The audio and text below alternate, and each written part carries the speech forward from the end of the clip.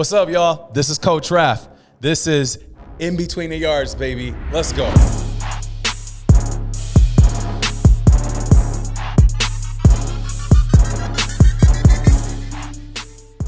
What's up, y'all? It's Coach Raph, and I have a special guest here with us between the yards with Coach Zach. This guy is amazing. A lot of accolades, background in mental health. This guy does it all. Works with athletes. One of the most important things that I like that you do is the mental health component. But I want to go ahead and give Coach Zach a shout out, and let's get this baby started. So, Coach Zach, thank you for coming. I appreciate it, brother. Of course. So let everybody know a little bit about yourself. So I guess a little bit of background. I've born and raised here in Utah. I went to Timpview High School, played football there, won a couple state championships. A couple. So there's a few rings in our family. And then I played college football at Utah State. My older brother played there. I had two younger brothers that just got done playing. So Aggie Nation. Yeah, football runs in our blood and our family. We're all receivers. Once I finished playing football, I got my master's at UNLV in marriage and family therapy and moved back here and found my niche of doing mental health work with athletes, mental skills training, and also do a lot of wide receiver training now on the side. So, what position did you play? I was a wide receiver. Okay. But I moved back and forth between wide receiver and slot. So That's what's up. Yeah. One of the things is I talk to a lot of high school athletes, and obviously I've checked your background, man. You have a lot of kids that you have interactions with. What are some of the things you feel that kids need to work, like athletes need to work on the most? Is it like when they especially when they're coming to you, do you feel like it's confidence? Do you feel like it's a plethora of problems or issues, or is it more like skill set, or is it kind of like a mixed pot of things? I think it is kind of like a big mix of things. You know, a common theme that you see with athletes coming to work, you know, when working with like a sports psych or mental health clinician, is a confidence piece. But a lot of times the confidence is coming from just like where their focus is shifted in the wrong areas. A lot of times it's focused on stats and outcomes and things in the future, or they get stuck in the past. And so it keeps them from being fully present in the moment. Gotcha. But then there's also a big issue that I see is a lot of times athletes tie all their identity into their sport as opposed to diversifying themselves in many things. That's all. You know, I'm with you. And one of the things, I mean, you've coached a while. As far as like your coaching philosophy and techniques, what do you feel is like the best approach? It's kind of like in mental health, we're both in the same field. Like, you know, certain kids respond, you know, differently to different interventions and stuff like that. What would be like your philosophy, like how you actually like to coach, and an example of like what are some of the things that you kind of see that hinders coaches from being their best self and helping these athletes? Yeah, I mean, a lot of times I feel like, you know, I think coaching can be a big issue that impacts, you know, these kids and their ability to perform at a high level.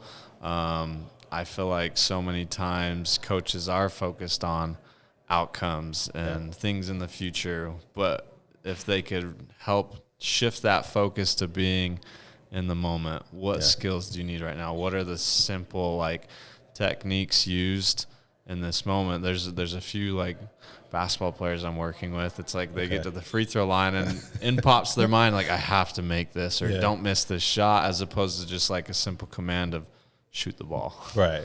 No, so absolutely. it's just knowing those little skills to help channel that peak performance. I think that coaches as well as players need to learn.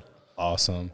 I mean, you're a multi-coach, man. I just kind of stick to football. I'm not as cool as you. So, but I do, like, I feel that there's, like, that confidence piece, you know, and, you know, like you said, like, sometimes they get in their mind and it's like, whoa, you know. As far as, like, how you approach, because, I mean, you do a lot of different things, but when approaching the game, it's not even necessarily the game of football or basketball, but just the way that you coach, difference. Like, so you have guys that are like not very great, but they have that wherewithal to kind of just be a dog or have the heart to do it. There's a lot of kids that I know they may not be like top tier 5-star guys, but they have like, you know, a good, I feel like they have a good heart and they have good work ethic. And then, but they don't think that, you know, like, you know, coach, I don't play. Like, you know, I'm riding the bench all the time. And then, you know, their confidence start going down. What would you say to a kid or athlete like that? I think a huge thing, and it's something that I preach in my Airshow receiver trainings as much as I do clinically in my office, is cultivating a growth mindset. Because so many times kids will think like, oh, I'm on the bench, I must not be good enough. But, you know, sitting on the bench means you're not good enough yet. Like, love that. Like you know, it's not a reflection of how bad you are. It's just a reflection of there's room to keep growing and keep improving. And so the more that you can instill that in your athletes, you know, I do that, like I said, as much as my training as well as like in my office, like, well, what's keeping you from like being on the field? What are areas that you're doing well at but can continue to grow in? And I try to keep it a constant focus on, you know, there's like 3 key components that I feel like apply to this growth mindset. What are you learning? Okay. What are you doing well? Because so many times we want to focus on the negative stuff. So we can grow faster when we focus on the things that we're doing well and accomplishing. And then how do I keep improving in small ways? So I think that growth mindset is huge for kids that might find themselves on the bench or not having as much playing time. Dude, I love that. Y'all heard what Coach said. Coach Zach said, growth mindset. Love that, brother. Like it's kind of like finding the silver lining in a situation. Now, this question, a lot of kids ask me, and we kind of went over a little bit, I think in one of my earlier episodes, but if you were a kid straight into, you know, high school, maybe freshman or sophomore, and the roadmap to getting more looks or having access to more colleges and even walking on, what advice would you give an athlete? I think diversifying yourself in many sports, because I think now I feel like it's changed so much, the college landscape, even from when I played was in high school 10 years ago. But being a multi-sport athlete, I think coaches love seeing your athleticism. Like you can still dedicate to your craft and football. Yeah. But you can show your athleticism by playing basketball, by running track. Right.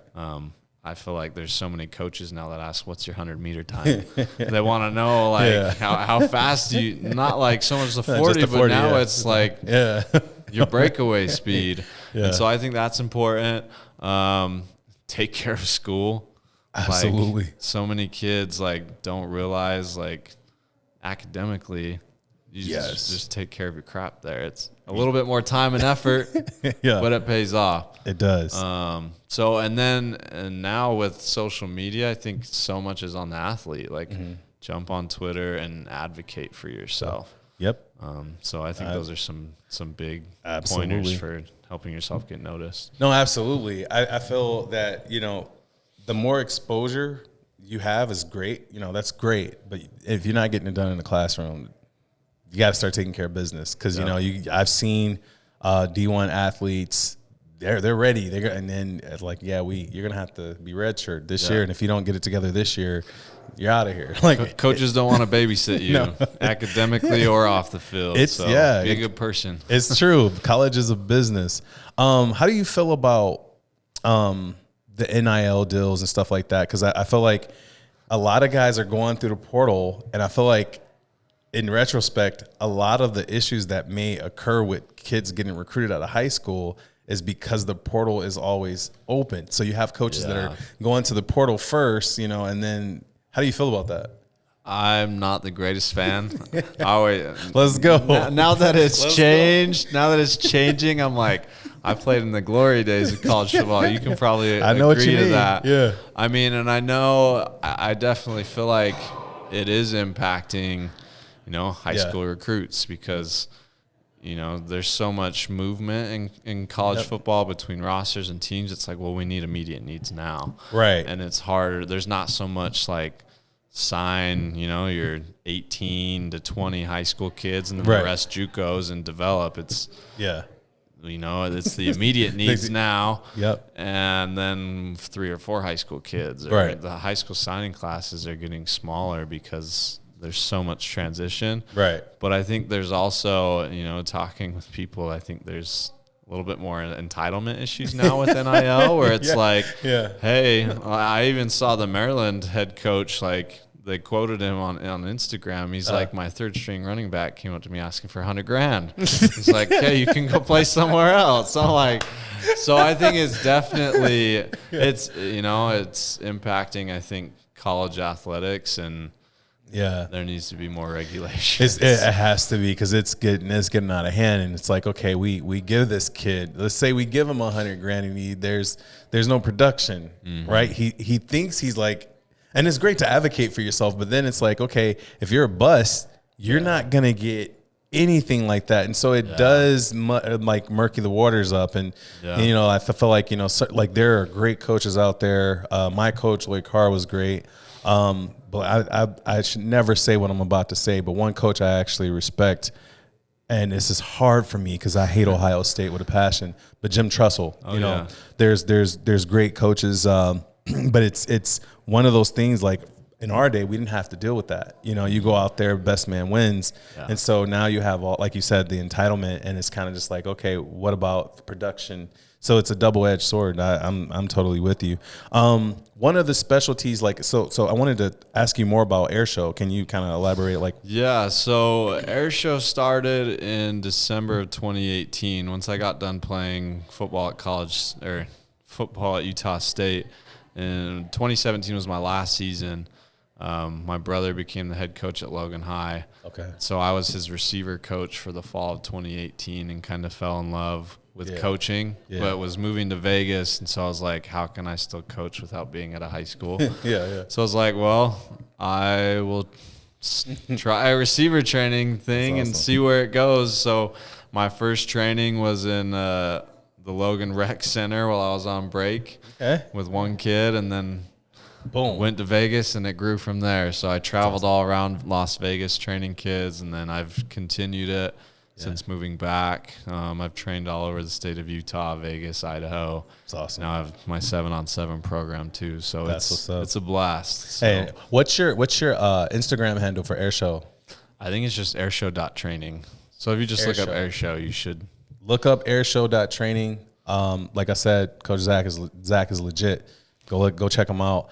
So no, I mean, I felt like you found the Easter eggs, man. Like finding like your niche and then just kind of going for it. Because the thing is, man, if you're doing what you love, you're not working a day in your life. Yeah, you know what I mean. So no, I think it's awesome. And so like, are you guys a traveling 7-on-7 or? Yeah. So my first year doing 7-on-7 was 2021. We just stayed more locally, and now I try and the nice thing about I make it fit with my schedule. So I'm like, we'll do a few out-of-state tournaments just to kind of get the experience of playing out-of-state competition and helping the kids evaluate to see where they're at, where they can continue to grow.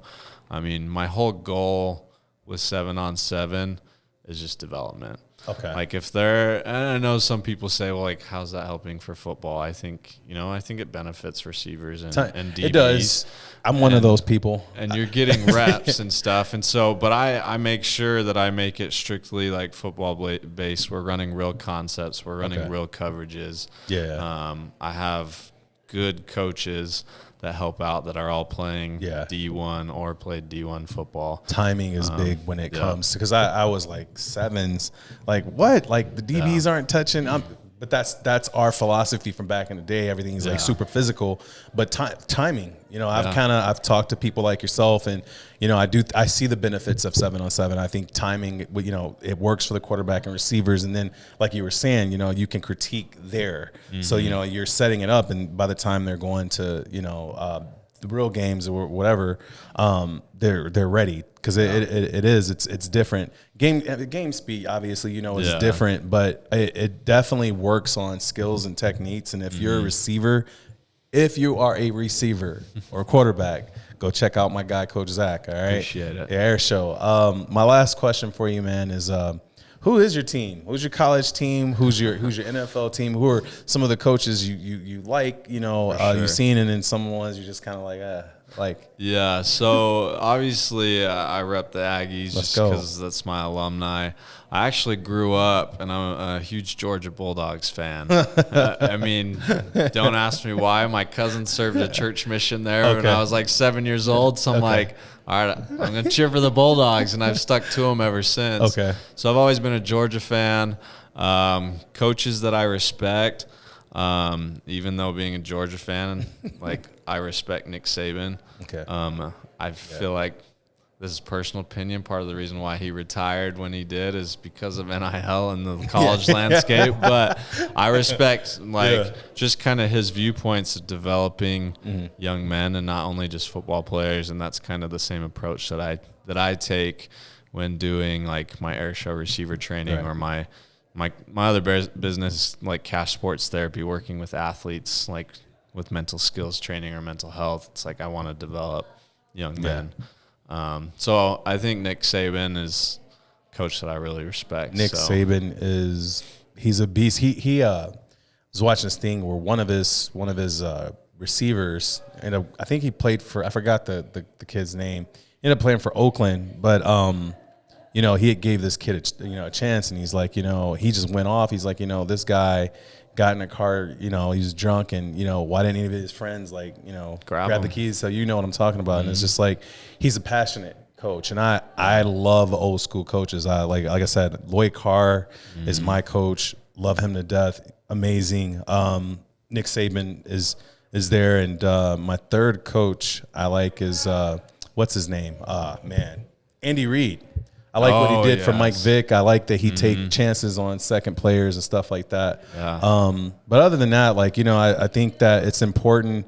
I want you guys to listen. It's very important that you take the time to get to know the coaches that you really like, the things that you like about them. Ask them questions. If you're in high school and you're about to go to college, talk to your coaches. They're human. They've been through some of the things you've been through. Like I said, Coach Zach, you gotta have his handle. If you want to, hey, I got this question. Obviously, you guys can hit me up, but hit up Coach Zach. Like seriously, I think it's what I'm trying to create is a community of kids that can come for resources. So that's kind of just how the cookie crumbles. But I know you got to go to your tournament. So sure. I appreciate you, Coach Zach. Thank you for having me on. Sure. This was fun. Definitely, brother. This is In Between the Yards. Coach Raph, Coach Zach, we out.